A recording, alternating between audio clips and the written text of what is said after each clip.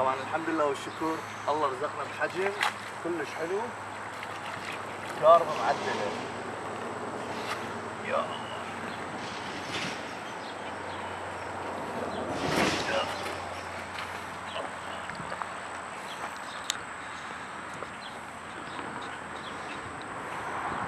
الله هذا الحجم ما شاء الله، ما اعرف بيش فيش ثقيلة.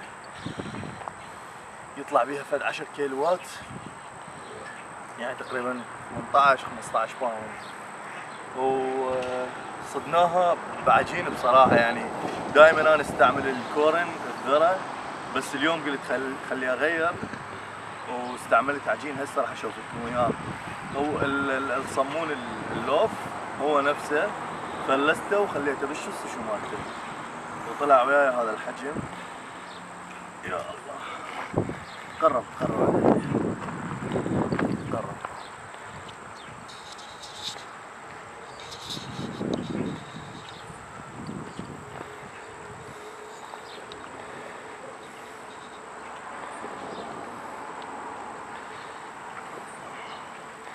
طبعا كان اكو تصوير كامل، بس انطينا الكاميرا الواحد امريكي وفصلها للتصوير.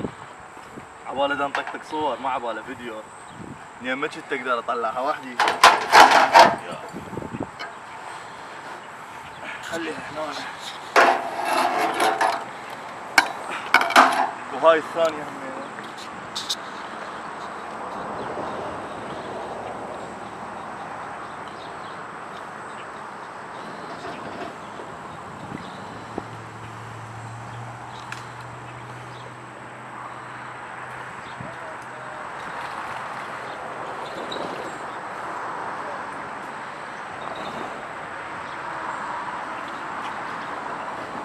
وريهم خلي يشوفون الحجم. هاي الثانية الحجم يعني باع حام كبيرة، بس فرق يم هاي بتها فرق راح تصير بعد الدين. يا الله الحمد لله والشكر. طبعا اكو البعض يقول لي شو تطلعهم من المي بحبل. احنا من نصيدها ما نريدها تموت، يعني نريد ناخذها البيت تازه، فنخليها بالحبل ونرجع نشمونها بالمي، تبقى عايشه حتى لو تبقى شهر بالمي. فهاي هسه من راح ارجعها انا وخلي اشوفكم العجين اللي يسوي فيه.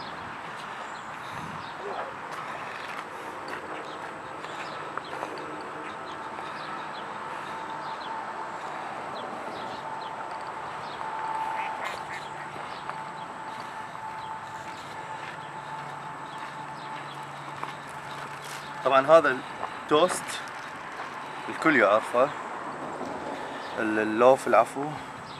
هذا اقصه هيجي، هذا الاطراف مالته اشيلها اليابسه. طبعا هاي هوايه زايده، كل شص اخلي بيه نص من هاي، يعني هاي اقسمها بالنص واخليها هيجي، واخلي الشص هنا والفها على الشص واظل اعجنها لحد ما تصير هيك قويه. راح تصير يعني تخيلوها هاي والشص بداخلها، وظل اعجن بيها لحد ما تصير قويه وذاتس ات، وتشمرها وهاي.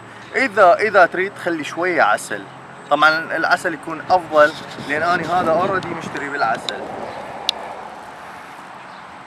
هذا اصلا انا مشتري بالعسل، والكارب هواي يحب العسل. فاذا ماكو بالعسل فاشتري عسل وخلي عليه.